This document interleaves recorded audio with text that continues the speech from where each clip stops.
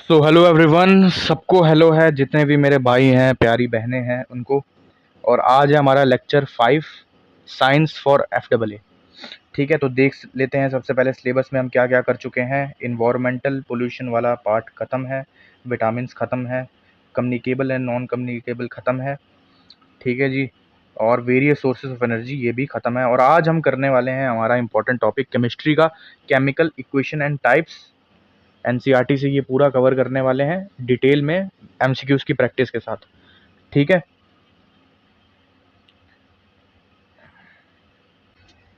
तो जल्दी ही हमारा साइंस खत्म हो जाएगा, फिर हम शिफ्ट करेंगे इकोनॉमिक्स पे। इकोनॉमिक्स का भी एक सेशन मैं ले आया हूँ, जिसमें पहला टॉपिक कंप्लीट कर लिया है।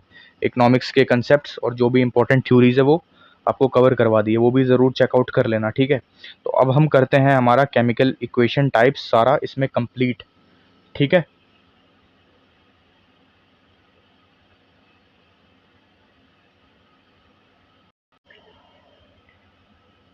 और एक और चीज़ कि अगर आपने अभी तक FAA की टेस्ट सीरीज़ ज्वाइन नहीं की तो आप जल्दी से जल्दी एनरोल कर सकते हो, जिसमें आपको डेली टेस्ट मिलेंगे जब तक आपका एग्ज़ाम नहीं हो जाता। और डेली टेस्ट में क्या रहता है, आपका टॉपिक वाइज टेस्ट रहते हैं। ठीक है जी, सेक्शनल टेस्ट रहते हैं, और हर शनिवार को आपका फुल मॉक टेस्ट होता है। और इसी के साथ साथ आपको पहले ही आपको 45 मॉक्स का पैकेज मिल जाता है, जब जैसे ही आप टेस्ट सीरीज़ में ज्वाइन करते हो। फिर उसके अलावा भी आपको डेली टेस्ट मिलेंगे, एक भी छुट्टी नहीं होती, सिर्फ संडे की छुट्टी होती है। डेली आपको शीट्स मिलती हैं। जब तक आपका एग्ज़ाम नहीं हो जाता तब तक ये प्रोसेस चलता रहेगा। 1 साल तक एग्ज़ाम नहीं होता, 1 साल तक आपके टेस्ट होते रहेंगे। ठीक है, तो जुलाई एंडिंग तक मुझे लगता है कि एग्ज़ाम हो जाएगा आपका FAA का, तब तक आपके टेस्ट होते रहेंगे। और 3 बार हमने क्या करना है, एक एक टॉपिक की प्रैक्टिस करनी है, जो मैं ऑलरेडी बता चुका हूँ। ठीक है, और ज्वाइन करना है तो आप इस नंबर पे व्हाट्सएप कर सकते हो, ये यहाँ पे सामने आपके दिख रहा होगा। ठीक है, अब सभी अपने नोटबुक पे लिखेंगे कि आज हमने इस टॉपिक में पढ़ना क्या क्या है। ठीक है, यहाँ पे मैं लिखवा देता हूँ। देखो, सबसे पहले कंसेप्ट पता होना चाहिए, फिजिकल चेंज क्या होती है। फिजिकल चेंज क्या होती है। ठीक है, केमिकल चेंज क्या होती है। केमिकल चेंज क्या होती है। और फिर हमारा जो टॉपिक आता है वो होता है types of chemical reaction. Types of chemical reaction, जिसमें कौन कौन सी होती है। पहली आ जाती है हमारे पास combination.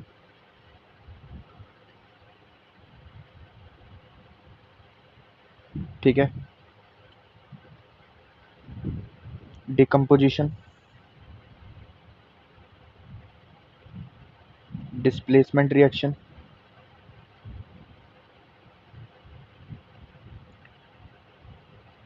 Double displacement,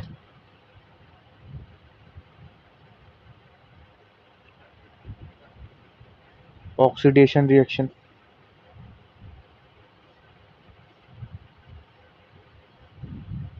reduction reaction. तो ये तो इम्पॉर्टेंट हैं आपकी 6 reactions. Combination, decomposition, displacement, double displacement, oxidation, reduction. और बिल्कुल कंसेप्ट से पढ़ेंगे, कोई रट्टाफिकेशन नहीं, कोई कुछ नहीं, बिल्कुल लॉजिक वाइज पढ़ेंगे, ताकि किसी भी टाइप का MCQ बन जाए तो आप उसको आराम से कर लो। ठीक है, रटने से चीज़ें नहीं होती, समझ के करने से होती हैं। तो पहले हम हेडिंग डाल लेंगे टाइप्स ऑफ चेंजेस, जिसमें पहला रहेगा फिजिकल चेंज, तो हेडिंग डाल लेना। ठीक है, तभी ये वाला जो टॉपिक है, ये वाला MCQ है, हम कर पाएंगे। ठीक है, अब मैं इसको मिटाता हूँ, ये आपने लिख लिया होगा। अब बात करते हैं हमारे फिजिकल चेंज की। फिजिकल चेंज क्या होता है। ठीक है,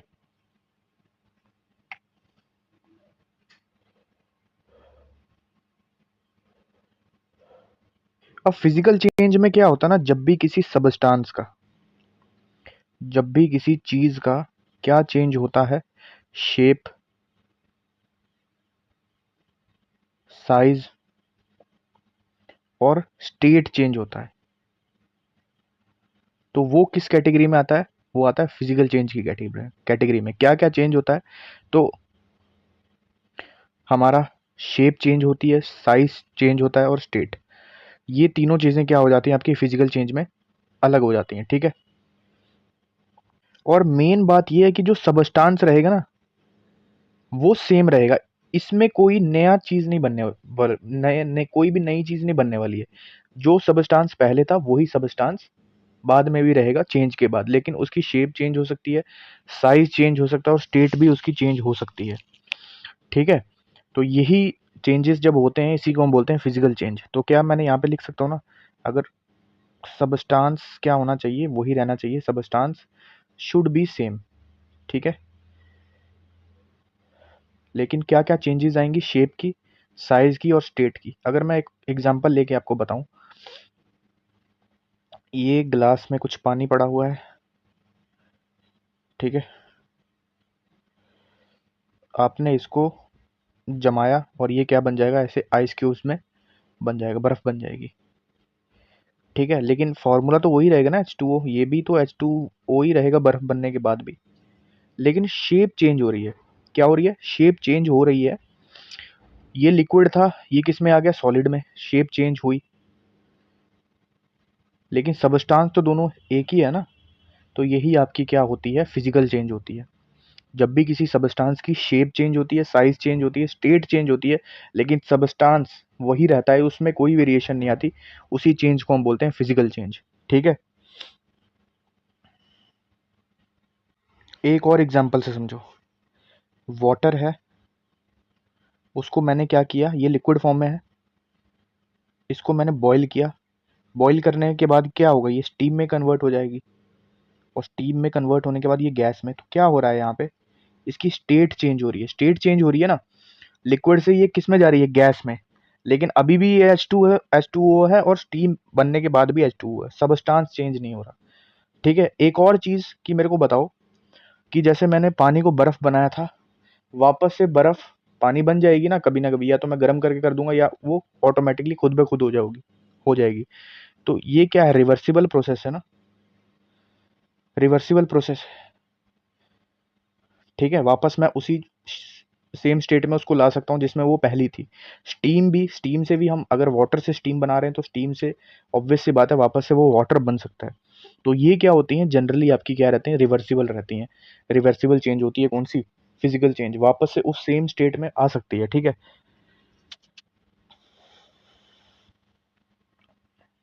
एक और चीज क्या सर, जितनी भी जितनी भी फिजिकल चेंजेस होती हैं, क्या सारी की सारी रिवर्सिबल होती है, नहीं, सारी की सारी रिवर्सिबल नहीं होती। क्यों, क्योंकि एक ग्लास है, एक शीशा है,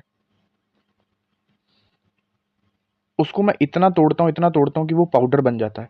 अब क्या ये पाउडर से वापस ग्लास बन सकता है, नहीं बन सकता, ठीक है। तो सारी की सारी जो फिजिकल चेंजेस होती हैं वो रिवर्सिबल नहीं रहती, ठीक है, कुछ एक्सेप्शंस भी हैं।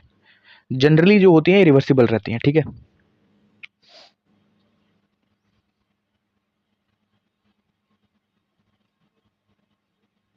अब कुछ इंपॉर्टेंट एग्जांपल्स लिखेंगे जो हैं आपकी फिजिकल चेंजेस की एग्जांपल, इंपॉर्टेंट है, कोई भी एग्जाम में आ सकती है, ठीक है।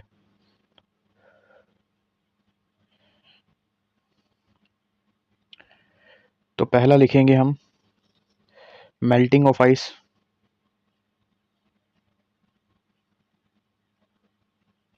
ठीक है, मेल्टिंग ऑफ आइस हो गया। बॉइलिंग ऑफ वाटर,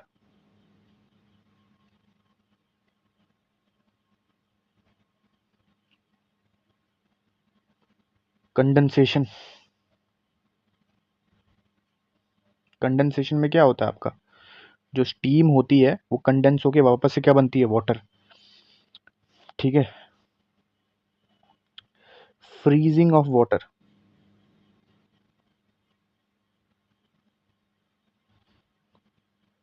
पेपर को कटिंग ऑफ पेपर, पेपर को कटिंग करना भी क्या है, एक आपका फिजिकल प्रोसेस है, फिजिकल चेंज है, ठीक है। और एक और याद रखना, जब हम हमारा कॉमन सॉल्ट जिसे हम नमक कहते हैं उसको पानी में जब हम डिजोल्व करते हैं पानी में, ठीक है, तब भी वो क्या रहता है, NaCl। लेकिन आप कहोगे सर वो तो गायब हो जाता है, गायब हो जाता है, घुल जाता है, गायब नहीं होता, उसमें क्या होता है, डिजोल्व हो जाता है। लेकिन वापस भी तो आ सकता है ना, वो कैसे, अगर मैं उसको क्या करूंगा, इवेपोरेट करूंगा। इवेपोरेशन से क्या होगा, पानी आपका भाप बन जाएगा, इवेपोरेट हो जाएगा, लेकिन जो नमक होगा वो वापस से उसी फॉर्म में क्या आ जाएगा, वापस से आ जाएगा, ठीक है, तो ये भी क्या है, चाहे आप नमक को पानी में घोल दो या शुगर को घोल दो, इवेपोरेट करने पे जब पानी भाप बन जाएगा तो आपकी वो दोनों चीज़ें वापस से सेम स्टेट में आ जाती हैं। ठीक है, तो ये कुछ इंपॉर्टेंट एग्जांपल्स थे किसके, फिजिकल चेंज की। अब बात कर लेते हैं केमिकल चेंज क्या होता है। जैसे यहाँ पे बताओ, फर्स्ट का आंसर बताओ। अब तो कर लोगे। ठीक है, which of the following is a physical change rather than a chemical change. तो melting of ice to form water, C is the right answer. अब हम बात कर लेते हैं केमिकल चेंज के बारे में। केमिकल चेंज क्या होती है।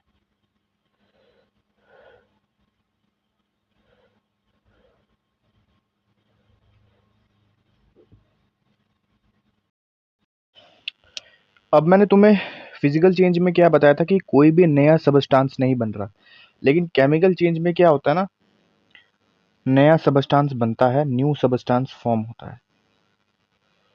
ठीक है, और केमिकल चेंज में क्या होती है, जो केमिकल कंपोजिशन होती है, क्या होती है, केमिकल कंपोजिशन, वो भी क्या कर जाती है, चेंज कर जाती है। ठीक है,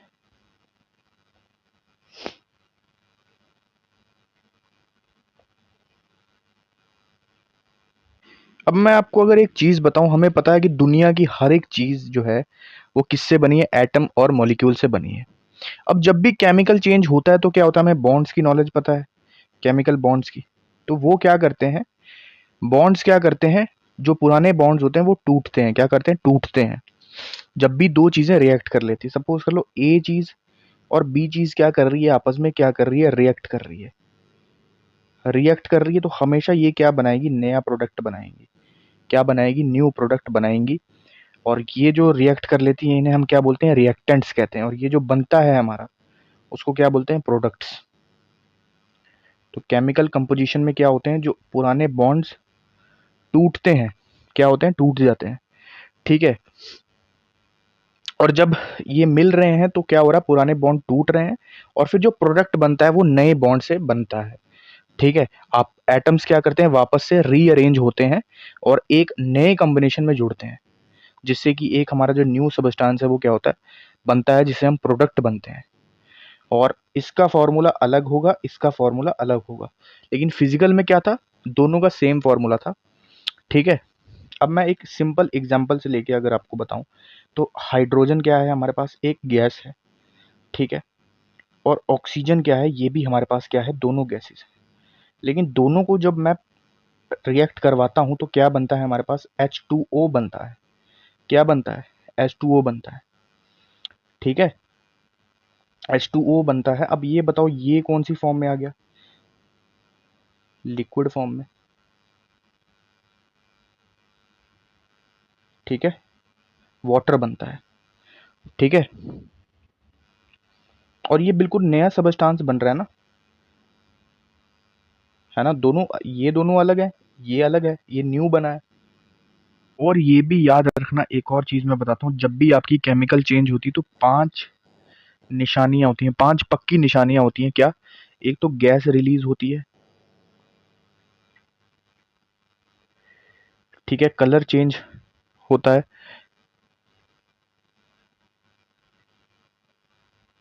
कलर चेंज होता है। ठीक है, एक पॉपअप साउंड निकलती है, साउंड निकलती है, और प्रेसिपिटेट बनता है। क्या बनता है, प्रेसिपिटेट बनता है। प्रेसिपिटेट क्या होता है सर, प्रेसिपिटेट वो सॉलिड होता है जो केमिकल चेंज के दौरान बनता है, केमिकल रिएक्शन के दौरान बनता है। लेकिन याद रखना, ये कभी भी सॉलिड में क्या करता, सॉरी, लिक्विड में क्या करता है, डिसॉल्व नहीं होता। डिसॉल्व आपका नहीं होता प्रेसिपिटेट। ये उस, जब भी हम इसे लिक्विड में डालेंगे वो नीचे जाके बैठ जाएगा। ठीक है, डिसॉल्व नहीं होता, ये प्रेसिपिटेट की एक क्या होती है, खासियत होती है। ठीक है, जैसे हम प्रेसिपिटेट को, आपने अगर 12th में केमिस्ट्री रखी होगी तो अपने लैब्स में देखा होगा प्रेसिपिटेट कैसे बनता है, प्रेसिपिटेशन आपने पढ़ा होगा। ठीक है,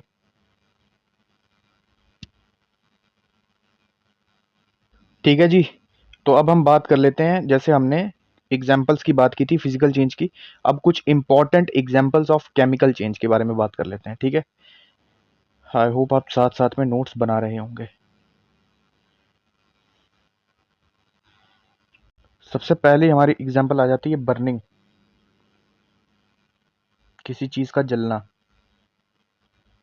किसी भी चीज का जलना, चाहे वो लकड़ी हो, कोयला हो, पेट्रोल जल रहा हो, एलपीजी, कागज, या आप क्रैकर जलाते हो, ठीक है, तो क्या निकलता है जलने पर? CO2 निकल रही है ना,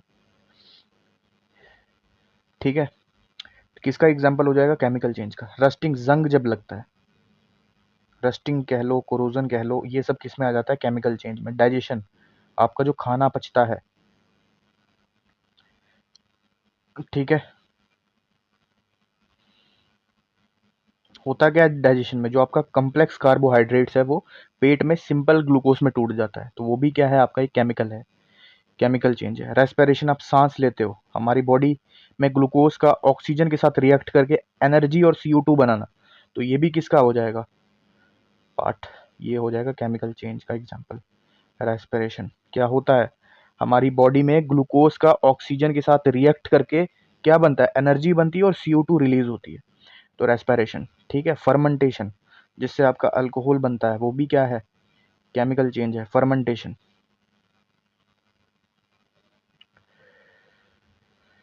कर्डलिंग ऑफ मिल्क, दूध का फटना। अब जब आप दूध फाड़ते हो तो कुछ उसमें से सबस्टांस जो है वो पतीले के नीचे बैठ जाता है, वही क्या है? प्रेसिपिटेशन, वो घुलता नहीं है कभी, नोटिस करना। कर्डलिंग ऑफ मिल्क, यहाँ पे मिल्क लिखना आगे। खाना बनाना, ये भी क्या है? आपका एक केमिकल चेंज है, ठीक है। अब एक और चीज, एक इंपॉर्टेंट फैक्ट याद रखना कि जो मोमबत्ती को जलाते हैं, बर्निंग ऑफ कैंडल, ये कौन सा चीज है? फिजिकल चेंज है या केमिकल चेंज है? ये बोथ है। अब बोथ क्यों है? ये मैंने एक मोमबत्ती मोमबत्ती जला दी, सपोज कर लो ये जल रही है।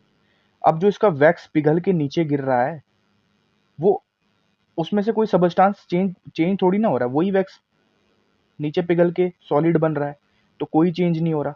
तो ये कौन सा प्रोसेस है? फिजिकल, फिजिकल चेंज है। लेकिन ये जो हवा में जो इसका निकल रहा है धुआं, ठीक है, जलने की वजह से जो धुआं निकल रहा है, ये क्या है? आपका केमिकल चेंज है, ठीक है। मोमबत्ती के वैक्स का पिघल कर कर जो नीचे गिरना होता है वो फिजिकल चेंज होता है, क्योंकि वैक्स वहीं रहता है। लेकिन मोमबत्ती के धागा, जो विक कहते हैं जिसे हम, उसका जलना और पिघले हुए वैक्स का जो धुआं होता है वो क्या होता है? आपका केमिकल चेंज होता है। क्या होता है? केमिकल चेंज, ठीक है। तो याद रखना बोथ किस में आ जाएगा आपका? बर्निंग ऑफ कैंडल पूछ ले तो ये बोथ होता है, फिजिकल चेंज भी होता है और केमिकल चेंज भी होता है, ठीक है। तो आपका पहला टॉपिक खत्म होता है जिसमें हमने केमिकल चेंज और फिजिकल चेंज कर लिया, और कुछ इंपॉर्टेंट मैंने आपको यहाँ पे एग्जाम्पल्स भी बता दिए, ठीक है। सेकंड चलते हैं, अब हम पढ़ेंगे पूरा डिटेल में जितनी भी केमिकल आपकी रिएक्शंस हैं, केमिकल रिएक्शंस पूरा कंप्लीट करने वाले हैं। तो हेडिंग डाल लेना टाइप्स ऑफ केमिकल रिएक्शंस, ठीक है। ये सारी कुछ हम पढ़ लेंगे, फिर जाके हम करने वाले हैं अपना हर एक चीज़ डिटेल में। तो हेडिंग डालेंगे types of chemical reaction, type of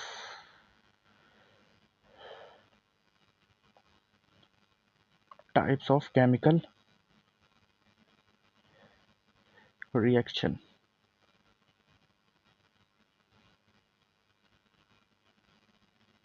ठीक है।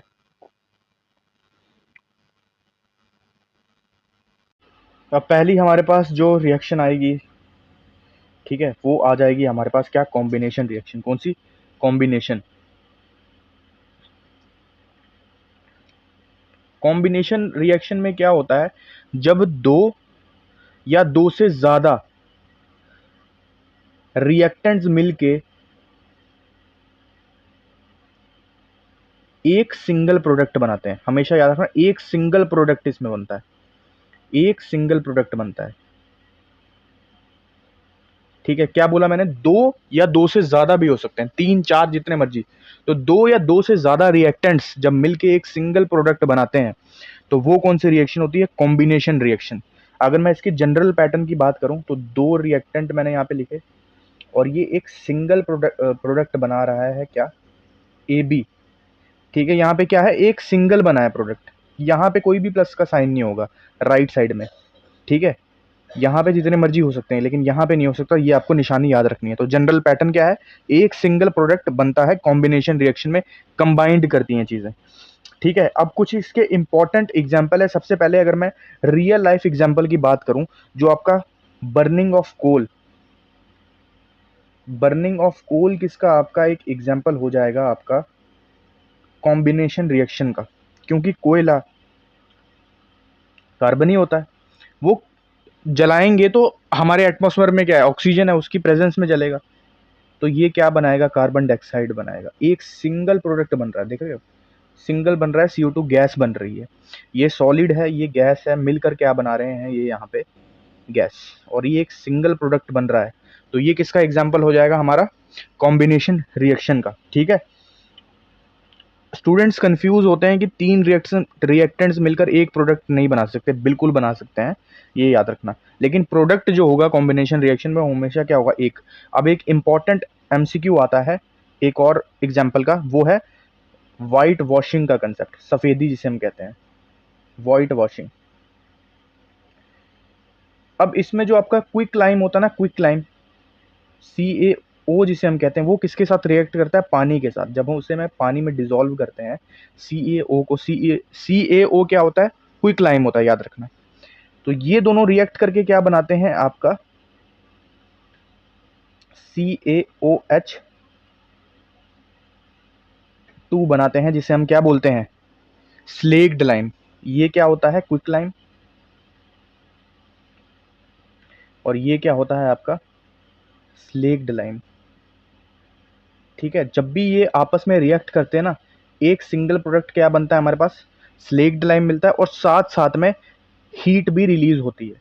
अब हीट कोई प्रोडक्ट थोड़ी ना है, बस एक एनर्जी रिलीज होती है, हीट रिलीज होती है, लेकिन एक सिंगल प्रोडक्ट हमारे पास बनता है। तो याद रखना, क्विक लाइम को अगर हम पानी में डालते हैं तो क्या बनता है, स्लेक्ड लाइम मिलता है। अब दोनों के नाम भी हमें पता होना चाहिए कि क्विक लाइम और स्लेक्ड लाइम बोलते किसको किसको है। ठीक है, तो क्विक लाइम हमारा क्या होता है, कैल्शियम ऑक्साइड, क्या होता है जी, कैल्शियम ऑक्साइड, ऑक्साइड लिख लेना।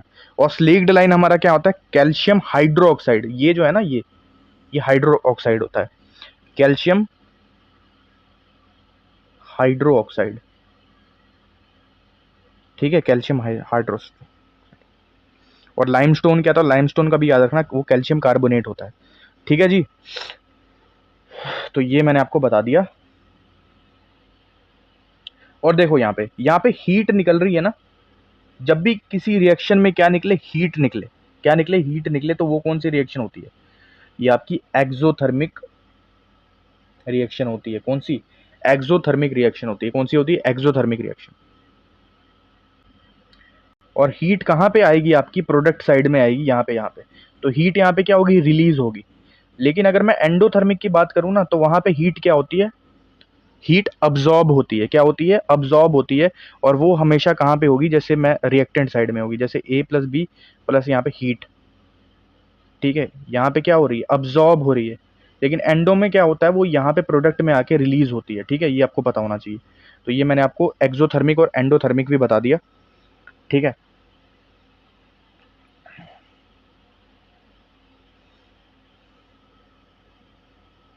तो पहली रिएक्शन हमारे पास खत्म होती है, कॉम्बिनेशन रिएक्शन। अब हम बात करते हैं दूसरी, जो है हमारी डिकम्पोजिशन रिएक्शन। ठीक है, बात करेंगे हम डीकम्पोजिशन रिएक्शन की।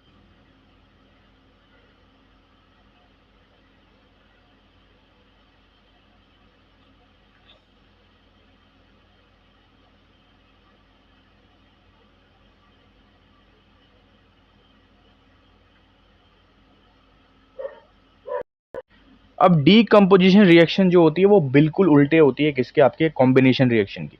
इसमें एक बड़ी चीज, जैसे AB जो है आपका, टूट कर एक, दो या दो से ज्यादा चीजों में क्या होगा, प्रोडक्ट बनाएगा।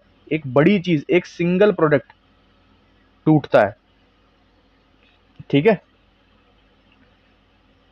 और ये बनाएगा। ठीक है, और इसको कैसे आइडेंटिफाई करना है, तो जो रिएक्टेंट साइड होगी वहां पे हमेशा एक ही प्रोडक्ट होगा, एक ही प्रोडक्ट होगा, ये याद रखना, एक से ज्यादा नहीं होगा। ठीक है, तो ये किसका एग्जाम्पल है, आपके डीकम्पोजिशन रिएक्शन का। अगर मैं आपके रियल लाइफ एग्जाम्पल की बात करूं तो आपकी जो डाइजेशन होती है फूड की, डाइजेशन की अगर बात करूं,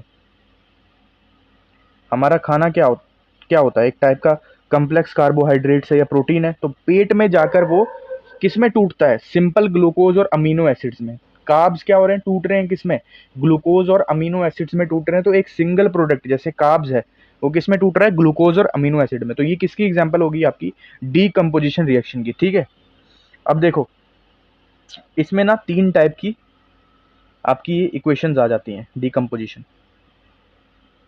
तीनों टाइप के बारे में जान लेते हैं। पहला है थर्मल डीकम्पोजिशन, जिसमें हम हीट से तोड़ते हैं। थर्मल की अगर मैं बात करूं, हीट से तोड़ते हैं। एग्जाम्पल की अगर मैं बात करूं तो जैसे चूने की एग्जाम्पल ले लो, CaCO3, ठीक है। इस पे मैं क्या करता हूँ, हीट लगाता हूँ, हीट अप्लाई करता हूँ, तो ये टूट जाता है किसमें, CaO में प्लस CO2 में। ठीक है, अब ये क्या है हमारे पास, कैल्शियम कार्बोनेट है। कैल्शियम कार्बोनेट पे हम हीट अप्लाई कर रहे हैं तो वो किस में टूट रहा है, कैल्शियम ऑक्साइड में।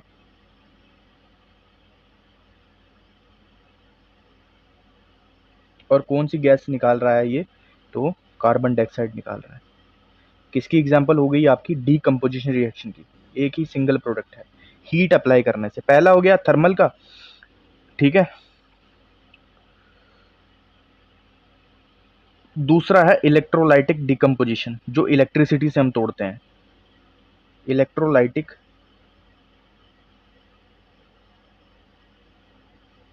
डीकम्पोजिशन लिख लेना, ठीक है। इसमें क्या हो रहा है, सपोज करो पानी है, पानी पे मैं इलेक्ट्रिसिटी डाल रहा हूं और उसको तोड़ रहा हूं किसमें, हाइड्रोजन में और ऑक्सीजन में। इसको बैलेंस कर लो, यहाँ पे 2 आ जाएगा, यहाँ पे 2 आ जाएगा, ठीक है। तो क्या हो रहा है, इलेक्ट्रिक करंट पास करने पर वाटर मॉलिक्यूल्स आपके ब्रेक हो रहे हैं, और किस में ब्रेक हो रहे हैं, हाइड्रोजन में और ऑक्सीजन में। तो ये किसका एग्जाम्पल हो जाएगा, इलेक्ट्रोलाइटिक डीकम्पोजिशन का, जिसमें हम इलेक्ट्रिसिटी से तोड़ते हैं।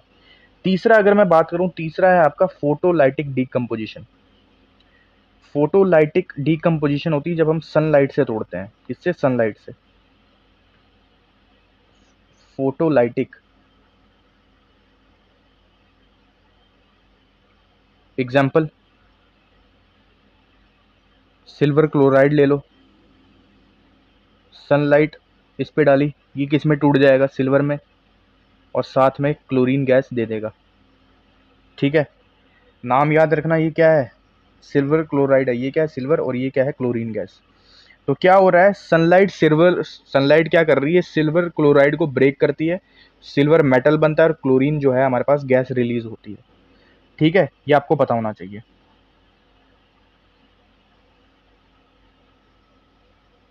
एक चीज आपका याद रखना, AgCl जो होता है ना, जिसे हम क्या कहते हैं, सिल्वर क्लोराइड, और AgBr जिसे हम कहते हैं सिल्वर ब्रोमाइड, ये दोनों आपके कहाँ यूज होते हैं, ब्लैक एंड व्हाइट फोटोग्राफी में। कहाँ पे, ब्लैक एंड व्हाइट फोटोग्राफी में इस्तेमाल होते हैं। ये हमेशा याद रखना, एग्जाम फैक्ट, ठीक है, ये आपको पता होना चाहिए। और सनलाइट रिएक्शन से ही फोटोलिटिक डिकम्पोजिशन रिएक्शन के ही ये एग्जाम्पल हैं।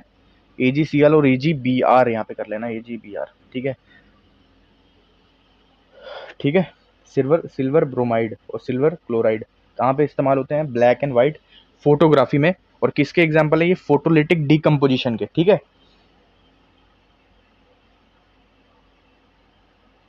अब बात करते हैं तीसरे की। तीसरा टाइप हमारे पास आ जाता है डिस्प्लेसमेंट रिएक्शन।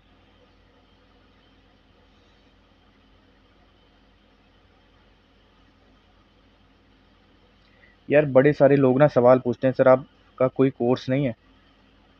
भाई मैं तुमको एक चीज़ क्लियर कर देता हूँ, यहाँ पे मेरा कभी भी कोई कोर्स नहीं आने वाला। मैं पढ़ाऊँगा तो फ्री ही पढ़ाऊँगा यूट्यूब पे, ठीक है। मेरे को इस चीज़ को ना बिजनेस नहीं बनाना है यार, ठीक है। हाँ मेरी टेस्ट सीरीज़ होगी, कोई कोर्स वगैरह नहीं आना, ठीक है। जो चीज़ पढ़ाऊँगा, कंटेंट क्वालिटी पढ़ाऊँगा यूट्यूब पे, और फ्री पढ़ाऊँगा, ठीक है। और इसी तरीके से पढ़ाऊँगा MCQ से। अब टाइप्स ऑफ केमिकल रिएक्शन हो गई। अब इसमें हमारी नेक्स्ट जो आ जाएगी, ये आ जाएगी डिस्प्लेसमेंट रिएक्शन। कौन सी, डिस्प्लेसमेंट।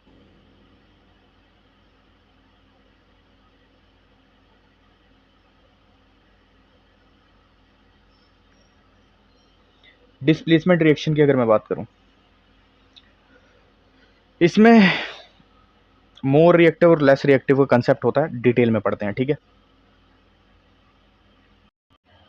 अब इसको ना एक एग्जाम्पल के तौर पे समझना। सपोज करो ये एक एलिमेंट है ए और ये कोई कंपाउंड है, मान के चलो बी सी, जो बी एलिमेंट और सी एलिमेंट से मिलके बना है हमारा कंपाउंड, ठीक है।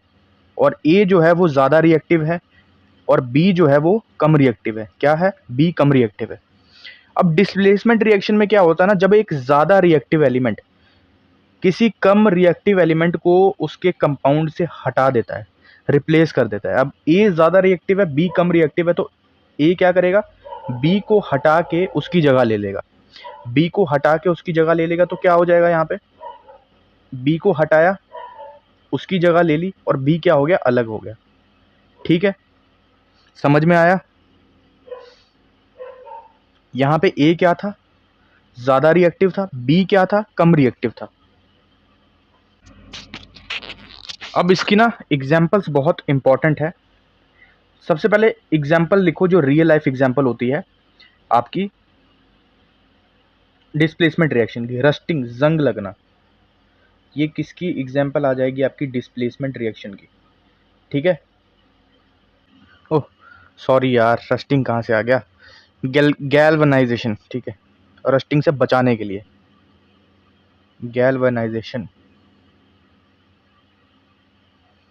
इसमें क्या होता है? गैल्वनाइजेशन में हमें पता है कि जिंक को हम जो आयरन ऑब्जेक्ट्स हैं उस पर इस्तेमाल करते हैं, क्योंकि जिंक क्या होता है? ज़्यादा रिएक्टिव होता है।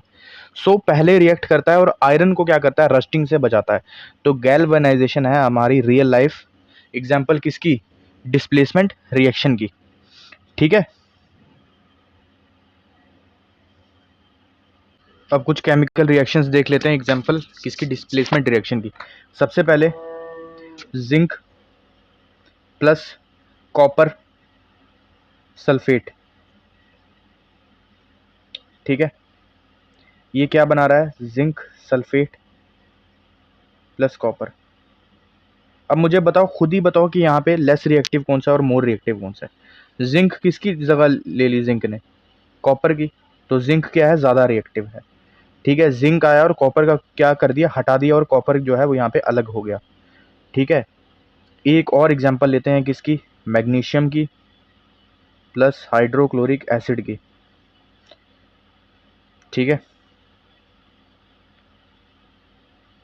क्या बना देगा ये? MgCl2 plus hydrogen. अब मेरे को बताओ यहाँ पे, बताओ बताओ।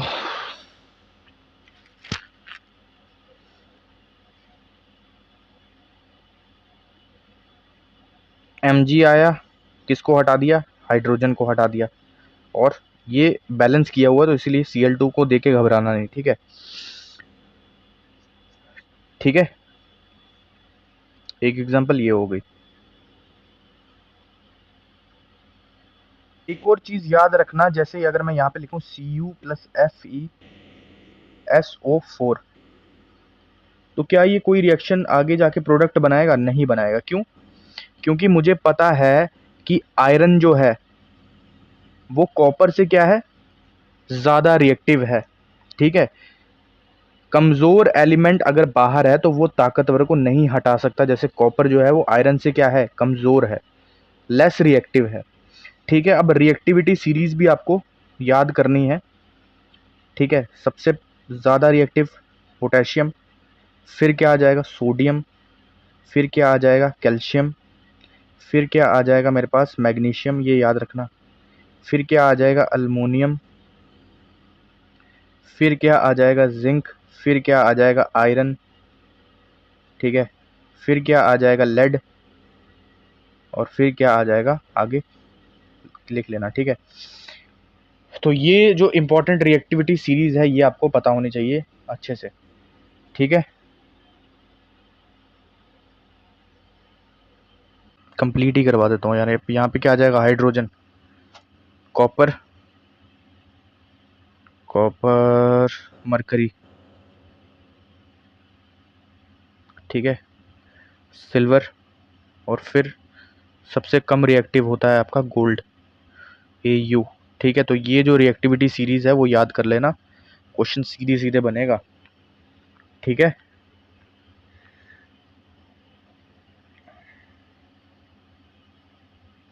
अब ना एक चीज़ इसमें आपको याद रखनी, बहुत बार एग्जाम में आई होती है, ये क्लासिक डिस्प्लेसमेंट रिएक्शन अभी हमने की थी, लेकिन उसमें कलर वाला जो कंसेप्ट है वो बताना ज़रूरी है।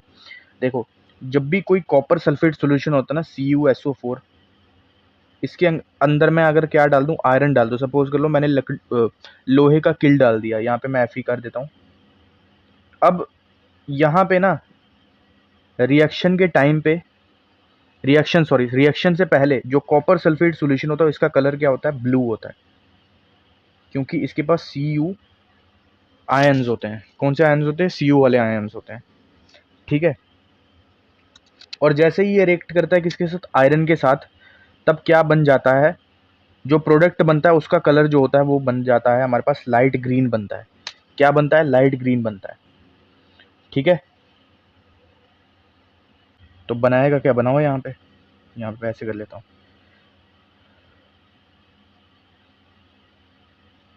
Fe क्यों आया, क्योंकि आयरन क्या है, ज्यादा रिएक्टिव है। ठीक है, iron is more reactive than copper. अब ये जो बनेगा ना, याद रखना इसका कलर क्या हो जाएगा हमारे पास, लाइट ग्रीन।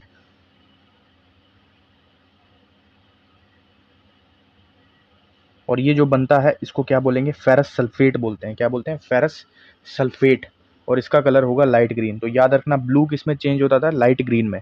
जब भी क्या होता है, कॉपर सल्फेट को आयरन के साथ क्या करते हैं, डिप करते हैं। ठीक है, अब नेक्स्ट चलते हैं, नेक्स्ट डिस्प्लेसमेंट होगी। अब हम बात कर लेते हैं डबल डिस्प्लेसमेंट रिएक्शन की। अगली आ जाएगी हमारे पास डबल डिस्प्लेसमेंट। ठीक है,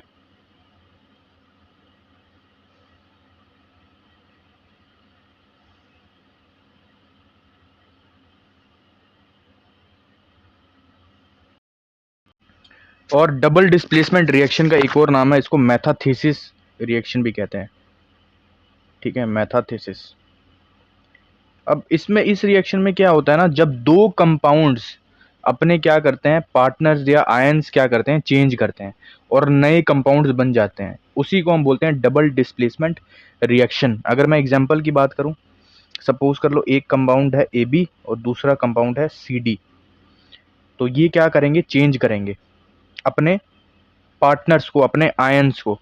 तो चेंज करो AD प्लस CB। ठीक है, तो यहाँ क्या था, A का पार्टनर B था, C का पार्टनर D था। रिएक्शन के बाद क्या हुआ, A का न्यू पार्टनर बन गया D और C का न्यू पार्टनर बन गया B। दोनों कंपाउंड्स ने क्या किए, अपने अपने पार्टनर्स एक्सचेंज कर लिए। अब एग्जाम्पल की अगर मैं बात करूं, सबसे पहले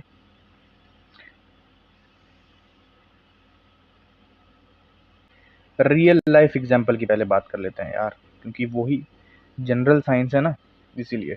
देखो, आपके पेट में होता है दर्द, जब आपके पेट में एक्सेस हो जाता है HCl। क्या हो जाता है, HCl। तो आप क्या पीते हो, इनो वगैरह पीते हो। इनो वगैरह को हम क्या बोलते हैं, एंटासिड बोलते हैं। क्या बोलते हैं, एंटासिड बोलते हैं। ठीक है, और एंटासिड को क्या बोलते हैं हम, जैसे आप मैग्नीशियम हाइड्रोक्साइड लेते हो केमिकली अगर मैं बोलूं। ठीक है, तो ये क्या करता है, HCl किसके साथ रिएक्ट करेगा, फिर मैं एंटासिड लूंगा। सपोज कर लो मैं कह रहा हूं मैग्नीशियम हाइड्रोक्साइड मैंने लिया, एंटासिड लिया, जिसका फॉर्मूला होता है ये। ठीक है,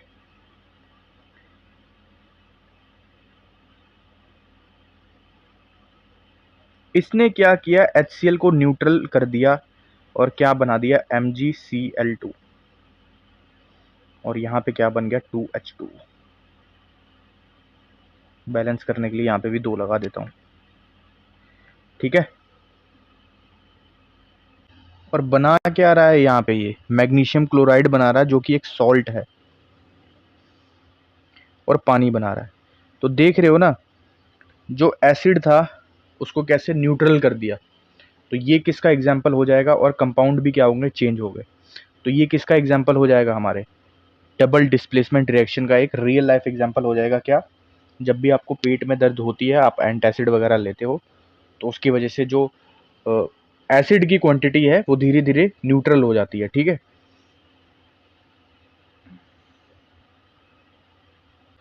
ठीक है जी। अब हम नेक्स्ट पढ़ेंगे हमारी सबसे important oxidation reaction, reduction reaction और रिडॉक्स रिएक्शन। ठीक है, सब आपने 10th में पढ़ी हुई है, लेकिन याद आपको एक भी नहीं होगी, अभी भूल जाता है ना बंदा। और लेकिन सर हमारे पास इसके नोट्स नहीं है, कोई ज़रूरत नहीं है। साइंस एफ डबल ए की अगर साइंस की तैयारी कर रहे हो तो कोई ज़रूरत नहीं है किसी एक सिंगल किताब से। एनसीईआरटी की class 9th and 10th ditto syllabus उठा के डाला हुआ है, देख लेना। चैप्टर पीडीएफ डाउनलोड कर लो और पढ़ लो। जिसको नहीं मिल रहे मैं ग्रुप में शेयर कर दूंगा, टेलीग्राम ग्रुप पे ज्वाइन कर लेना। ठीक है, इसके अलावा कोई नहीं, बुक लेनी नहीं है कोई भी सिंगल किताब, और दूर रहना जो बेच रहे हैं ये जीकेएसएसबी का लोगो डाल के ऊपर साइंस की किताब, नहीं लेना वो सब। ठीक है, सिर्फ और सिर्फ एनसीईआरटी फॉलो करनी है, उसमें इतनी एग्जांपल्स है, इतना सब कुछ है यार, सारा पेपर वहीं से आता है एनसीईआरटी से, किसी के नोट्स नहीं, किसी का कुछ नहीं, सिर्फ एनसीईआरटी फॉलो करनी है। ठीक है, चलो अब बात कर लेते हैं हम सबसे पहले ऑक्सीडेशन रिएक्शन की।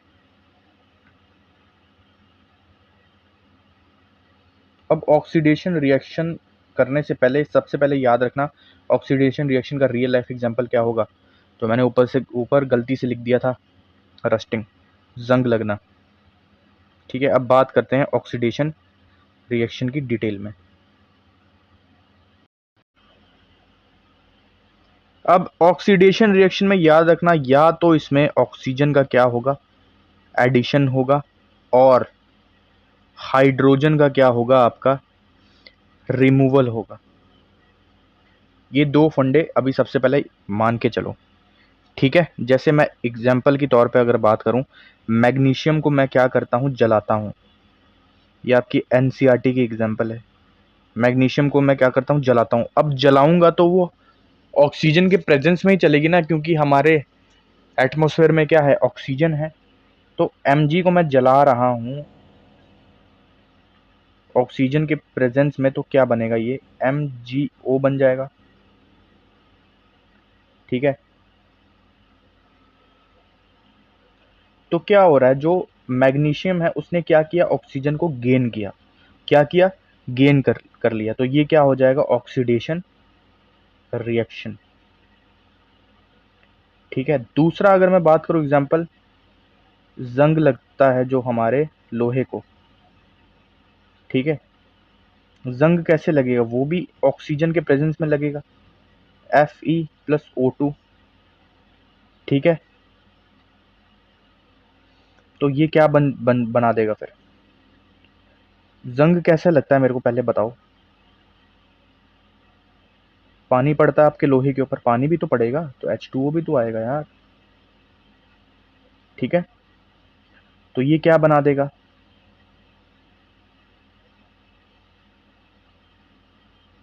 Fe2O3 और H2O।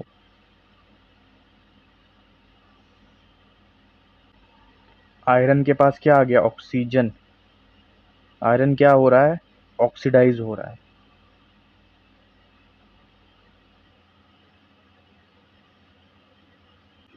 और यही होता है आपका जंग लगा हुआ मटेरियल, जिसे हम क्या कहते हैं, आयरन ऑक्साइड। और ये गीला रहता है, इसीलिए इसे कहते हैं हाइड्रेटेड आयरन ऑक्साइड। ठीक है, ठीक है जी, ये समझ आया। आपको एक और मॉडर्न डेफिनेशन याद रखनी है ऑक्सीडेशन की। जब भी किसी केमिकल रिएक्शन में लॉस ऑफ इलेक्ट्रॉन्स हो रहे हैं, क्या हो रहा है, लॉस ऑफ इलेक्ट्रॉन्स, तो वो भी क्या हो जाएगी आपकी, oxidation. So basically oxidation is loss of electrons. ठीक है। अब बात कर लेते हैं दूसरी जो है हमारे पास रिडक्शन रिएक्शन, और ये रहेगी बिल्कुल उल्टा, बिल्कुल इनवर्स किसके, ऑक्सीडेशन रिएक्शन के। ठीक है, रिडक्शन रिएक्शन।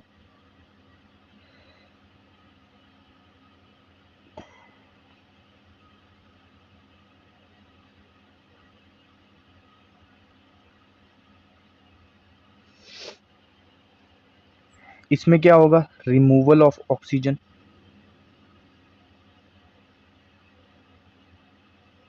एडिशन किसकी होगी, बिल्कुल उल्टा, एडिशन किसकी होगी, हाइड्रोजन की। ठीक है, और गेन किसका होगा, इलेक्ट्रॉन्स का। तो ये किसकी खासियत हो जाएगी आपकी, रिडक्शन रिएक्शन की। ठीक है, जैसे अगर मैं बात करूं,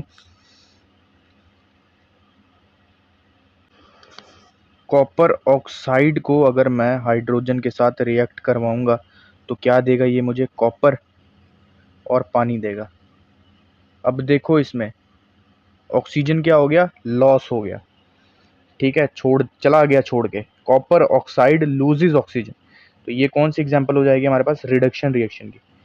ठीक है, अब बात कर लेते हैं दूसरे, जब हम मेटल की एक्सट्रैक्शन करते हैं, जैसे मान लो कि जिंक ऑक्साइड ले लिया मैंने, ठीक है, प्लस कार्बन, तो ये क्या देगा मेरे को, जिंक प्लस कार्बन मोनोऑक्साइड दे देगा। क्या दे देगा, zinc plus carbon monoxide. Oxygen हट गया, इसके पास आ गया, जिंक अकेला रह गया, zinc oxide reduced to zinc. अब एग्जांपल्स की अगर मैं बात करूं ना, आयरन एक्सट्रैक्शन आपकी एग्जांपल है।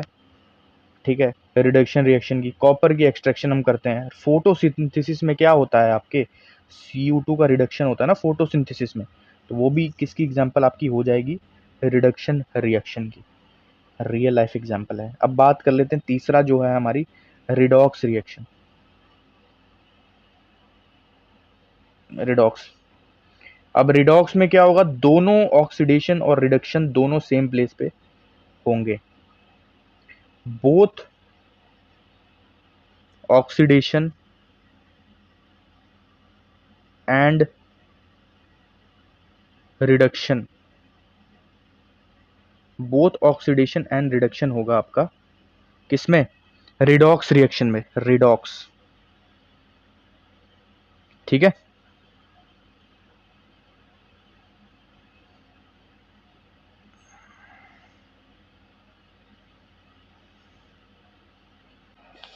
एग्जाम्पल देखते हैं, देखो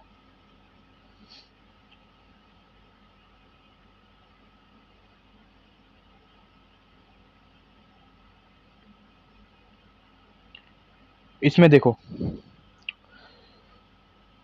Cu में से ऑक्सीजन निकल गया, ठीक है, और H2 में O जुड़ गया, जुड़ गया ना, तो ये किसका एग्जाम्पल हो जाएगा, रिडॉक्स का।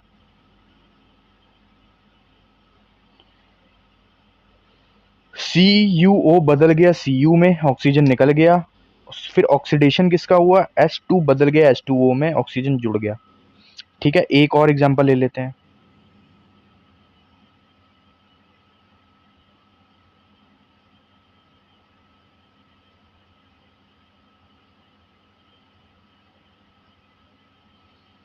लेड ऑक्साइड का क्या हुआ, रिडक्शन हुआ, O हटा, लेड यहां पे आ गया। अब मेरे को बताओ कि ऑक्सीजन किसके साथ गया, C के साथ जुड़ गया ना, कार्बन डाइऑक्साइड बना दिया। किसका एग्जाम्पल, रिडॉक्स का। ठीक है, समझ आई, तीनों कर लिए, ऑक्सीडेशन कर लिया, रिडक्शन कर लिया, और रिडॉक्स रिएक्शन भी कर ली। ठीक है,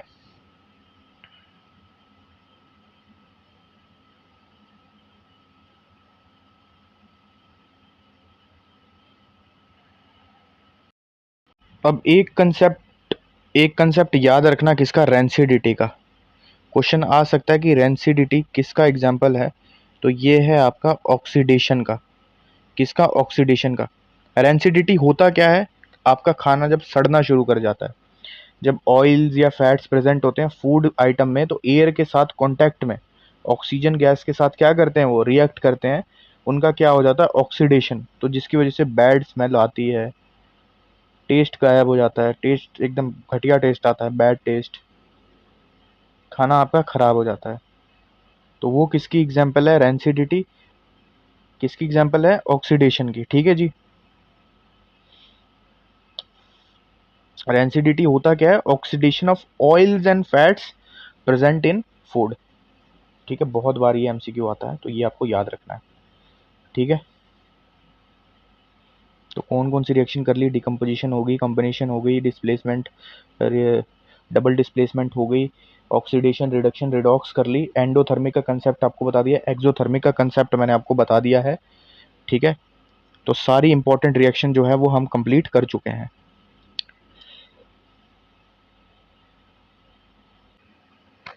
अब हम एमसीक्यूज और उनके टॉपिक पढ़ते हैं। ऑलमोस्ट जो हमारा मेन टॉपिक था वो कंप्लीट हो चुका है, और एमसीक्यू से जो जो टॉपिक निकलेंगे हम वो कवर करते रहेंगे। थर्ड ये ऑलरेडी करवा चुका हूं आपको, तो इसका आंसर खुद ही बताओ। When calcium oxide quick lime reacts vigorously with water it produces slaked lime. This reaction is an example of, मैंने क्या कहा था आपको कि हीट क्या हुई थी, रिलीज हुई थी। तो बताओ क्या आंसर हो जाएगा, कॉम्बिनेशन एंड एक्सोथर्मिक रिएक्शन। ठीक है,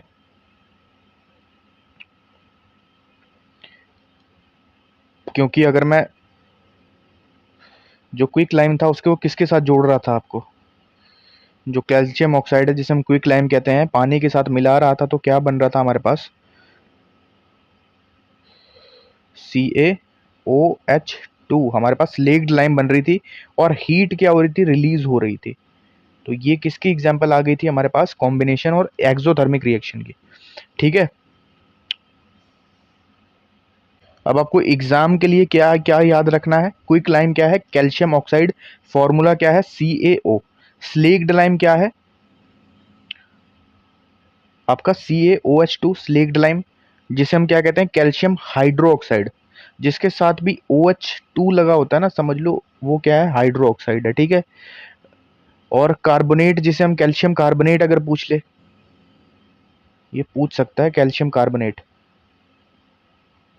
CaCO3, और यही आपका चौक होता है। ठीक है,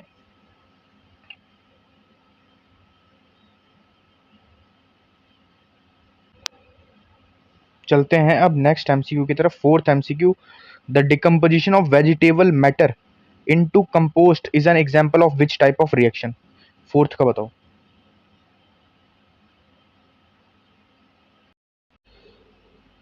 अब सबसे पहले समझो कि यार कंपोस्ट क्या होता है। देखो, जो वेजिटेबल का मैटर होता है ना, छिलके वगैरह, ठीक है, सब्जियों के जो छिलके पत्ते वगैरह होते हैं, जब वो सड़ना शुरू करते हैं, ठीक है, जब जैसे ही वो सड़ना शुरू करते हैं ना, उसी चीज को हम क्या बोलते हैं, कंपोस्ट बोलते हैं, कंपोस्ट बोलते हैं। अब कंपोस्ट में मुझे बताओ कि इसी कंपोस्ट में क्या होता है, क्या होता है आपका, छोटे छोटे माइक्रोब्स होते हैं, बैक्टीरिया होते हैं छोटे छोटे, जो इसको खा रहे होते हैं। ठीक है, अब यही माइक्रोब्स जो होंगे, जो बैक्टीरिया भी होंगे, वो सांस भी तो लेंगे, रेस्पिरेशन करेंगे। अब मुझे बताओ रेस्पिरेशन कौन सा प्रोसेस होता है, एक्सोथर्मिक प्रोसेस होता है ना। एक एक्सोथर्मिक रिएक्शन बन जाती है इसमें, कंपोस्ट में, क्योंकि जो माइक्रोब्स होते हैं काफी बल्क क्वांटिटी क्वांटिटी में होते हैं, वो सांस वगैरह लेते हैं और इसको क्या करते हैं, और ज्यादा डिकम्पोज करते हैं। ठीक है, तो उसी सांस लेने से क्या होती है, आपकी एक एनर्जी रिलीज होती है, हीट रिलीज होती है, एनर्जी रिलीज होती है एक्सोथर्मिक प्रोसेस में, क्योंकि रेस्पिरेशन क्या है आपका, एक एक्सोथर्मिक प्रोसेस है। ठीक है, तो जो ये जो माइक्रोबियल एक्टिविटी हो रही है, इससे क्या हो रही है, बहुत ज्यादा जो है वो ढेर सारी गर्मी जो है वो रिलीज हो रही है। एक काम करना, आप गांव देहात में अगर आप रहते हो, तो वहां पे ना गड्ढा खोदना, ठीक है, कोई गड्ढा होता है कंपोजिट का बनाते हैं वो लोग, जहाँ पे वेजिटेबल मैटर डालते हैं, गड्ढा खोद के उसमें क्या डालते हैं, वेजिटेबल का जो रिमेन्स है, सब्जियां सब्जियां पत्ते पुत्ते जो भी वो डालते हैं, उसके अंदर ना कभी अपना हाथ डालना, देखना वो आपको गर्म लगेगा। वो गर्म क्यों होता है, रेस्पिरेशन की वजह से, माइक्रोबियल एक्टिविटी की वजह से। ठीक है, तो यहाँ पे क्या आंसर हो जाएगा इसका, मेरे को बताओ, is an which type of reaction. तो इसका क्या आंसर होगा हमारे पास, एक्सोथर्मिक रिएक्शन, क्योंकि हीट रिलीज होती है। और अगर हीट अब्जॉर्ब होती है तो वो कौन सा रिएक्शन होता है? फिर एंडोथर्मिक रिएक्शन। ठीक है जी, चलते हैं नेक्स्ट एमसीक्यू की तरफ।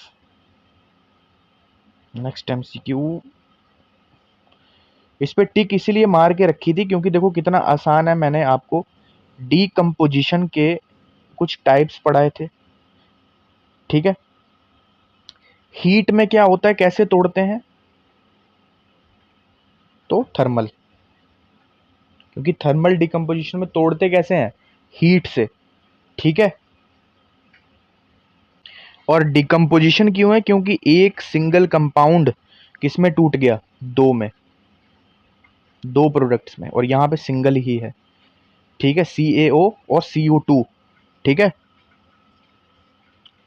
तो कैल्शियम कार्बोनेट आपका किस में टूटा? कैल्शियम ऑक्साइड में, और कार्बन डाइऑक्साइड गैस निकल गई। ठीक है,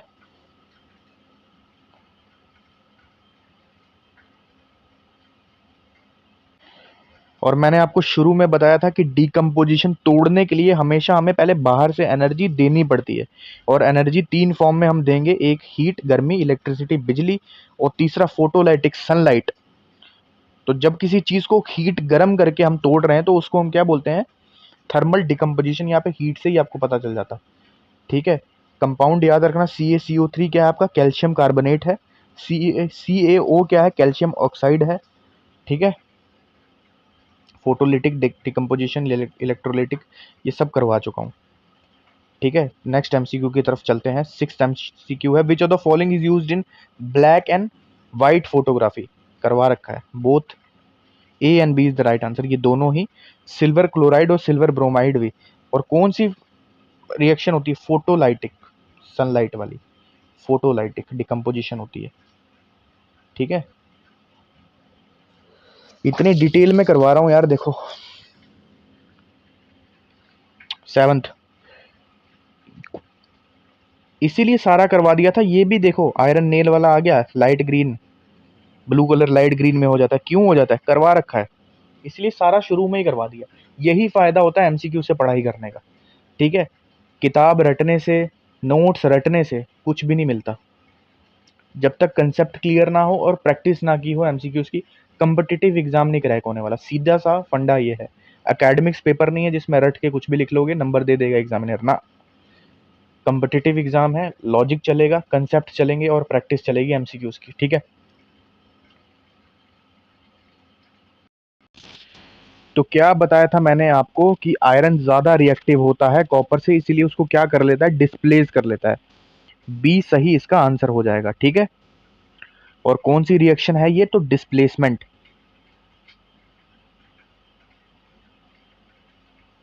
ठीक है जी, और रंग भी याद रखना कि ब्लू कलर किसमें चेंज हो जाता है? कॉपर सल्फेट सॉल्यूशन का लाइट ग्रीन में। ठीक है,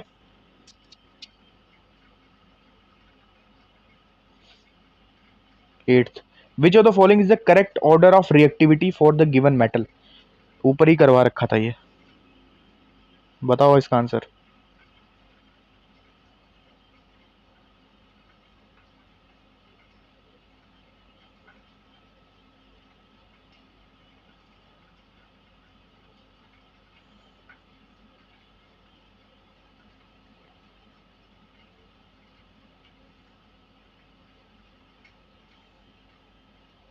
तो सही आंसर क्या हो जाएगा? ए। ए इज द राइट आंसर। पहले जिंक, फिर आयरन, फिर कॉपर, फिर आपका सिल्वर। ठीक है,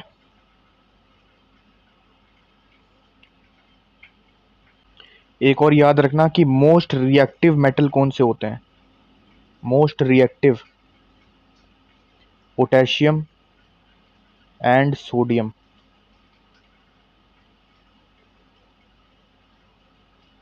पोटेशियम एंड सोडियम, ये इतने खतरनाक होते हैं कि हवा में रखते ही आग। ठीक है, इसीलिए इन्हें किस किस में रखा जाता है? कैरोसिन ऑयल में डुबा के रखा जाता है, मिट्टी के तेल में। ठीक है, कैरोसिन ऑयल में। और लीस्ट रिएक्टिव कौन से मेटल्स होते हैं? लीस्ट रिएक्टिव, जिन्हें हम नोबल मेटल्स भी कहते हैं। लीस्ट रिएक्टिव, जो आपके ज्यादा महंगे होते हैं, महंगे भी होते हैं। गोल्ड, प्लेटिनम,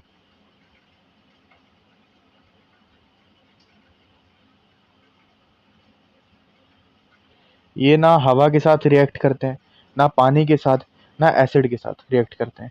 ये फ्री स्टेट में होते हैं, ठीक है, इसलिए इनको क्या कहा जाता है, नोबल मेटल्स। ठीक है, चलते हैं नेक्स्ट पे, ninth MCQ. In a double displacement reaction such as the reaction between sodium sulphate and barium chloride what is exchanged, क्या एक्सचेंज्ड होता है डबल डिस्प्लेसमेंट रिएक्शन में, बताओ।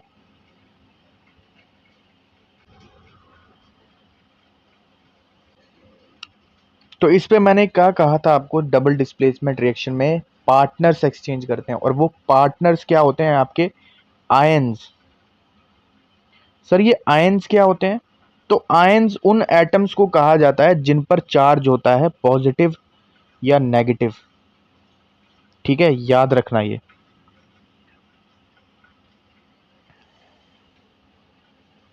अब क्वेश्चन में क्या लिखा हुआ है, सोडियम सल्फेट, तो सोडियम सल्फेट क्या होता है, Na2SO4। अब ये दो आयन से मिलकर बना हुआ है, सोडियम के पास कौन सा चार्ज होता है, पॉजिटिव चार्ज होता है, हमें पता है, और इसके पास कौन सा होता है, नेगेटिव चार्ज होता है। Sodium ion, sulphate ion, positive charge, negative charge. अब दूसरे रिएक्टेंट का नाम इसने क्या लिया, बेरियम क्लोराइड इसने नाम लिया। ठीक है, बेरियम क्लोराइड किससे बना है, ये भी दो आयन से मिलकर बना है, बेरियम आयन ये बना है पॉजिटिव, और क्लोरीन आयन Cl नेगेटिव।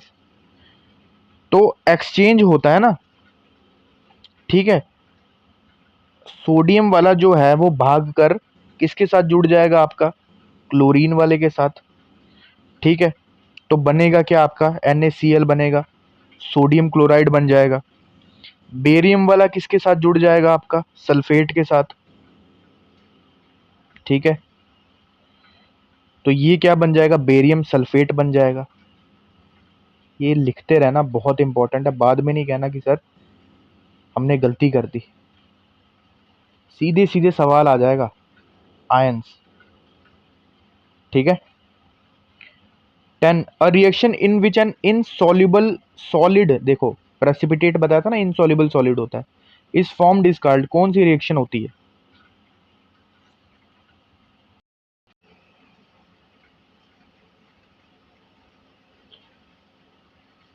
देखो, जितनी भी प्रेसिपिटेशन रिएक्शंस होती है ना, वो बेसिकली असल में क्या होती है, आपकी डबल डिस्प्लेसमेंट रिएक्शन होती है। कौन सी, डबल डिस्प्लेसमेंट रिएक्शन, और उसी में आपका क्या बनता है, प्रेसिपिटेट बनता है। प्रेसिपिटेट क्या होता है, वैसा सॉलिड जो लिक्विड में डिसॉल्व नहीं होता, इनसॉल्युबल सॉलिड होता है वो। ठीक है, उसी को बोलते हैं प्रेसिपिटेट।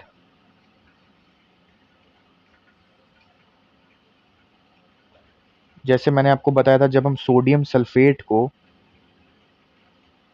बेरियम क्लोराइड के साथ क्या करते हैं, रिएक्ट करवाते हैं। ठीक है, तो आयंस की क्या होती है डबल डिस्प्लेसमेंट में, मैंने आपको कहा था आयंस एक्सचेंज होते हैं, और बनता क्या है, बेरियम सल्फेट बनता है। क्या बनता है, बेरियम सल्फेट, BaSO4 बनता है। अदला बदली हुई ना, सोडियम और बेरियम अदला बदली कर लिया इन्होंने। तो क्या बनता है इसमें, जब बनता है तो एक वाइट प्रेसिपिटेट फॉर्म होता है, याद रखना, वाइट कलर का प्रेसिपिटेट इसमें बनता है, याद रखना। ठीक है, ये एग्जाम फैक्ट था, मैंने इसीलिए बताया। एक और याद रखना कि ये व्हाइट प्रेसिपिटेट याद रखना, और ये याद रखना येलो प्रेसिपिटेट कब बनता है, येलो। ये तब बनता है जब हम लेड नाइट्रेट को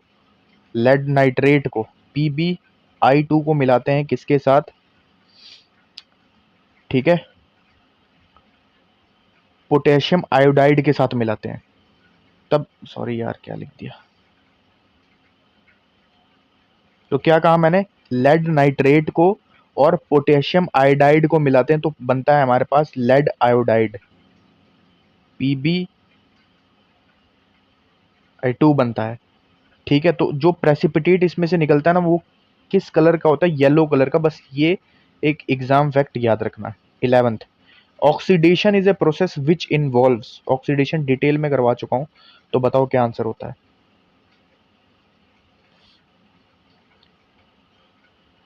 बताओ।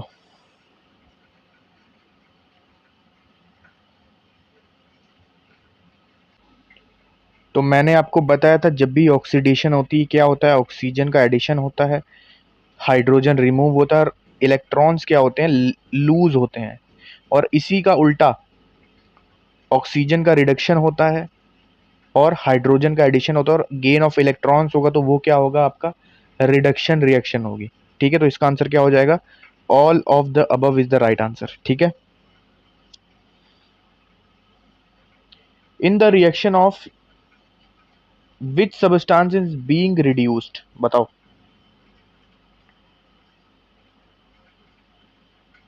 पता चल जाएगा यहाँ पे यार, इतना आसान एमसीक्यू है। बताओ क्या रिड्यूस हुआ।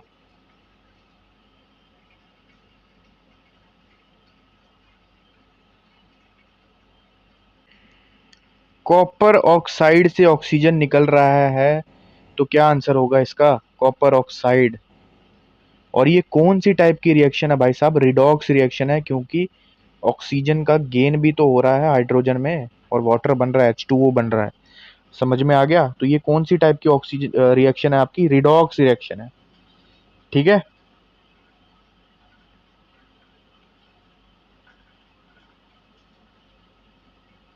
अब एक कंसेप्ट याद रखना कि ऑक्सीडाइजिंग एजेंट कौन से होते हैं और रिड्यूसिंग एजेंट कौन से होते हैं।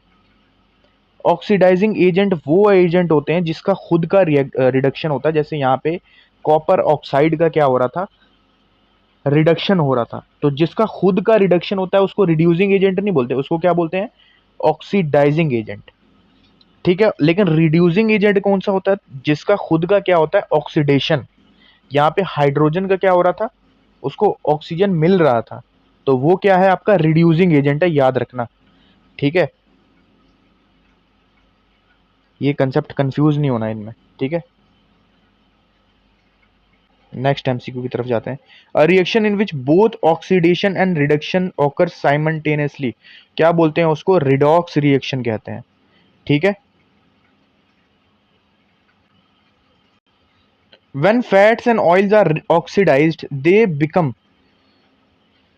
क्या बन जाते हैं वो, रेंसिडिटी मैंने आपको पढ़ाया था, और वो किसका एग्जाम्पल है, आपकी ऑक्सीडेशन रिएक्शन का। ठीक है, 15, to prevent the oxidation of potato chips the packets are usually flushed with which gas, important concept है, ये समझना पड़ेगा। देखो, जब भी कंपनी आपके चिप्स का पैकेट बनाती है ना, तो वो उस चिप्स के पैकेट से क्या करती है, ऑक्सीजन निकाल देती है। क्योंकि मैंने आपको बताया था जब भी कोई खाना ऑक्सीजन के साथ कांटेक्ट में आता है तो उससे क्या होती है, रेंसिडिटी होती है। ठीक है, तो कंपनीज क्या करती हैं, उस पैकेट से सारा का सारा ऑक्सीजन बाहर निकाल देती हैं और उसके अंदर N2 मतलब नाइट्रोजन गैस जो है वो फ्लश कर देती हैं, भर देती हैं। अब नाइट्रोजन क्यों भरती है, क्योंकि नाइट्रोजन एक अनरिएक्टिव गैस है। नाइट्रोजन गैस आम टेम्परेचर पर बिल्कुल भी रिएक्ट नहीं करती।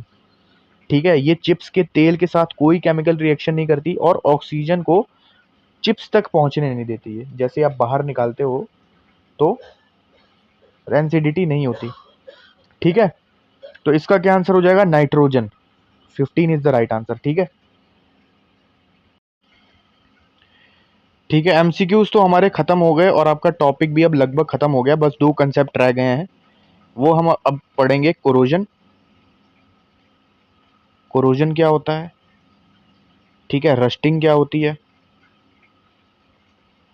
और मेथड्स कैसे इनसे बचा जाए, वो करने वाले हैं। छोटा टॉपिक है, 5 मिनट में हो जाएगा, बस बने रहना। ठीक है, तो पहले हेडिंग डाल लेना, कोरोजन। कोरोजन क्या होता है,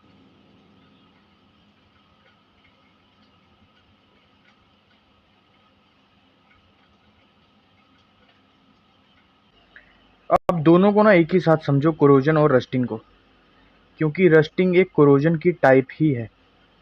ध्यान देना मेरी बात, कोरोजन मैं लिखता हूँ फॉर ऑल मेटल्स,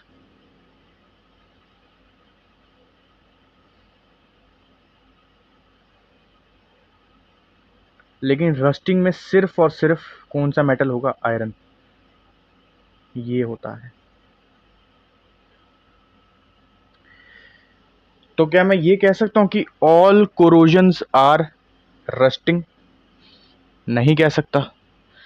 लेकिन मैं ये कह सकता हूँ कि ऑल रस्टिंग आर कोरोजन, बिल्कुल ठीक है, क्योंकि कोरोजन होता है हर एक मेटल के लिए और रस्टिंग होता है सिर्फ और सिर्फ आयरन के लिए, ठीक है।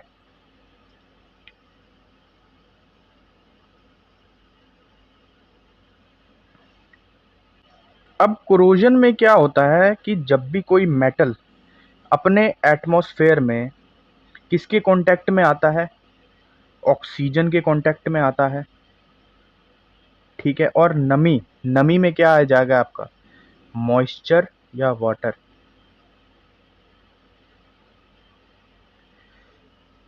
ठीक है। ऑक्सीजन या मॉइस्चर या वाटर के कांटेक्ट में आता है तो धीरे धीरे क्या होता है, वो ईट अवे, मतलब खराब होना हो जाता है। तो इसी प्रोसेस को हम क्या कहते हैं, कोरोजन कहते हैं। आसान भाषा में क्या, मेटल का अपने आसपास के एनवायरनमेंट से रिएक्ट करके अपनी चमक खोना, ठीक है। और ये क्या किसका एग्जाम्पल आ जाएगा, कोरोजन मैंने आपको बताया था किसका आ जाएगा, ऑक्सीडेशन का, किसका, ऑक्सीडेशन का, ठीक है। अब आपने देखा होगा कि सिल्वर क्या करता है, कभी कभी काला पड़ना शुरू हो जाता है अगर वो हवा के कांटेक्ट में बार बार आ रहा है। तो हवा में क्या होती है, सल्फर होती है, ठीक है। अगर मैं बहुत अच्छे से बताऊं तो सल्फर क्या होता है, हाइड्रोजन सल्फाइड होती है हवा में, ठीक है। वो क्या करता है, उसके साथ रिएक्ट करके, ठीक है, रिएक्ट कर जाता है। तो कैसे रिएक्ट करेगा, एजी किसके साथ रिएक्ट करेगा, हाइड्रोजन सल्फाइड के साथ, और ये बनाता है क्या आपका, सिल्वर सल्फाइड बनाएगा, Ag2S बनाएगा, और ये आपका होता है ब्लैक कलर का सल्फाइड के आने की वजह से, ठीक है। तो क्वेश्चन आता है कि सिल्वर में जो काला कलर पड़ता है वो किसकी वजह से होता है, तो सल्फाइड की वजह से होता है, ठीक है। ये आपको पता होना चाहिए। और एक और एग्जांपल याद रख लेना, तांबा जो होता है, कॉपर, वो क्या हो जाता है आपका, हरा पड़ना शुरू हो जाता है। उस पे कौन, जिस पे सिल्वर पे ब्लैक कलर की परत आ रही थी, तो कॉपर पे कौन सी आती है, ग्रीन कलर की परत आती है, ग्रीन कलर की। और किसकी प्रेजेंस से आती है, तो याद रखना, कार्बन डाइऑक्साइड के साथ रिएक्ट करने पे, जब भी ये हवा में कार्बन डाइऑक्साइड के साथ रिएक्ट करता है, ठीक है, तो हरे कलर की इसके पास बन जाती है। और यही जो बनता है हरे पार्ट वाला, इसको बोलते हैं बेसिक कॉपर कार्बोनेट। और इसका फॉर्मूला होता है CuCO3 CuOH2। क्या होता है, बेसिक कॉपर कार्बोनेट, ठीक है। अब बात कर लेते हैं हम रस्टिंग की। रस्टिंग मैंने कहा सिर्फ और सिर्फ किसके लिए, मेटल के लिए, हमेशा और सिर्फ लोहे, आयरन के लिए यूज होता है। किसी और मेटल पर जंग लगना कोरोजन होता है, लेकिन सिर्फ और सिर्फ मेटल, आयरन पे जंग लगना, ये क्या हो जाता है आपका, रस्टिंग। और रस्ट लगने से क्या हो जाता है, आपका जो आयरन है वो किस कलर का हो जाता है, रेडिश ब्राउन कलर का। अगर आपने देखा होगा आपके डंबल्स वगैरह पे जब रस्ट पड़ती है, रेडिश ब्राउन कलर का हो जाता है। और जंग लगने के लिए दो चीजें 100% जरूरी है रस्टिंग के लिए। सबसे पहले हवा, हवा जो मैं ऑक्सीजन के लिए कह रहा हूँ, और वाटर जिसमें आएगा आपका नमी या मॉइस्चर। अगर इनमें से एक भी चीज एब्सेंट है तो आपकी रस्टिंग नहीं होगी, रस्टिंग नहीं होगी। और इसका जो केमिकल रिएक्शन है वो बहुत ज़्यादा इंपॉर्टेंट है, वो याद रखना। पहले मैं लिखूंगा इसको, फिर बाद में बैलेंस करेंगे।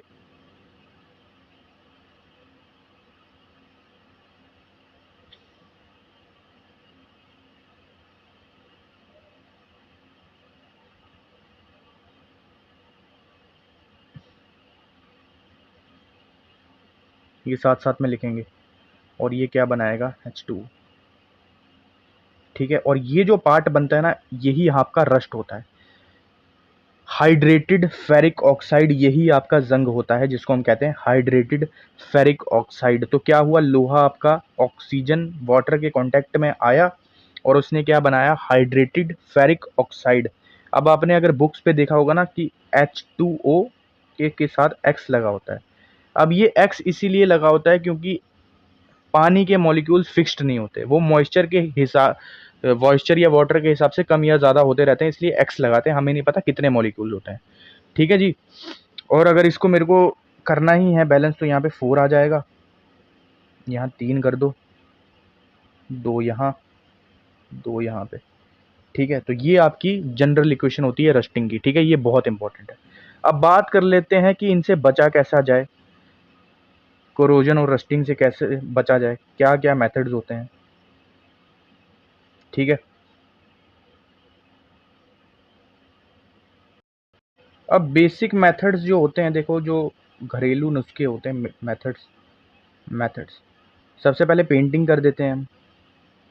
आपने देखा होगा लोहे के गेट पे और कार की बॉडी पर क्या होता है, हम पेंट करते हैं ताकि हवा सीधे लोहे से ना टकराए। ऑयलिंग करते हैं, ऑयलिंग या ग्रीसिंग करते हैं।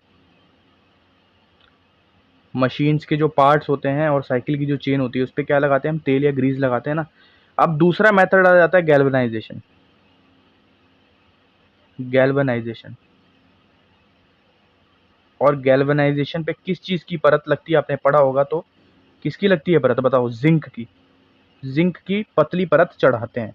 तो लोहा या स्टील की चीज़ों को अगर जंग से बचाना है तो जिंक की जब परत लगाते हैं उसी प्रोसेस को हम बोलते हैं गैल्वेनाइजेशन।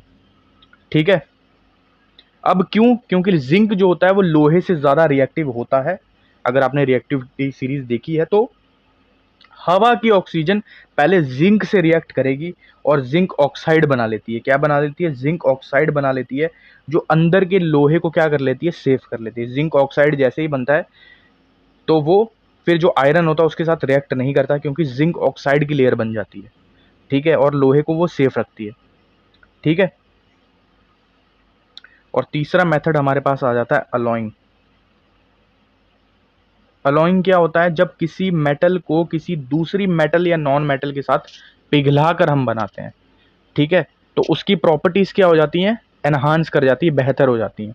ठीक है, अब मैं एक चीज बताऊं, लोहा अकेला बहुत जल्दी आपको पता जंग उस पर लग जाता है, लेकिन अगर हम लोहे में थोड़ा सा क्या मिला दें, कार्बन मिला दें, क्रोमियम मिला दें, सीआर मिला दें और निकल मिला दें, तो वो स्टेनलेस स्टील बन जाता है। तो क्वेश्चन अगर आ जाए कि स्टेनलेस स्टील स्टील किसका बना होता है, तो सबसे पहले आयरन का, ठीक है, कार्बन का, क्रोमियम का और निकल का। तो वो क्या बना देता है, आपका स्टेनलेस स्टील बना देता है। और स्टेनलेस स्टील पर कभी भी जंग नहीं लगता। आपके जो घर के बर्तन बने होते हैं वो किसके बने होते हैं, स्टेनलेस स्टील के। ठीक है, तो लो जी, ये पूरा का पूरा आपका टॉपिक अब खत्म हो जाता है।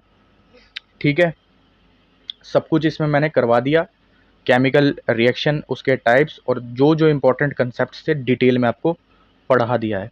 पूरी 10th की मैंने आपको क्या कर दी, एनसीईआरटी पढ़ा दी। ठीक है, अब आपने पढ़ा है तो ज़रूरी ये भी हो जाता है कि आप टेस्ट भी दो। और अगर आपने टेस्ट सीरीज ज्वाइन करनी है FAA की, आपको मेरा कंटेंट पसंद आ रहा है, तो इससे ज़्यादा आपको FAA की मेरी टेस्ट सीरीज पसंद आएगी जिसमें डेली टेस्ट्स होते हैं। और अगर एनरोल करना चाहते हो तो इसी नंबर पे क्या करना है, व्हाट्सएप करना है 6005281970। और अगर चैनल पे, ज़रूरी नहीं है कि तुम्हें टेस्ट सीरीज़ के रिलेटेड ही व्हाट्सएप करना है, तुम कोई भी डाउट हो JKSSB एग्ज़ाम को लेकर, आप मुझे सीधे बेफिक्र विदाउट एनी हेसिटेशन सीधा मैसेज कर सकते हो। मैं ज़रूर आपकी हेल्प करने की कोशिश करूँगा। ठीक है, तो चलो फिर अब आपसे विदा लेते हैं, मिलते हैं साइंस के नेक्स्ट सेशन पे। और इकोनॉमिक्स भी शुरू कर दी है, वो भी देख लेना, बहुत शिद्दत से वो भी करवा रहा हूँ आपको। पूरी इकोनॉमिक्स, पूरी साइंस, पूरी कंप्यूटर और GS करवाएंगे आपकी FAA एग्ज़ाम तक। एग्ज़ाम इसका जुलाई एंडिंग तक हो जाएगा, तब तक हमारे पास काफ़ी टाइम है, हो जाएगा आपका सिलेबस कंप्लीट। ठीक है, तो मिलते हैं फिर नेक्स्ट सेशन में, तब तक ख्याल रखो। अगर ऑलरेडी देख रहे हो तो अपने दोस्तों के साथ भी शेयर करना, और अगर नए हो तो सब्सक्राइब ज़रूर कर लेना। मिलते हैं नेक्स्ट सेशन में, ख्याल रखो। ठीक है।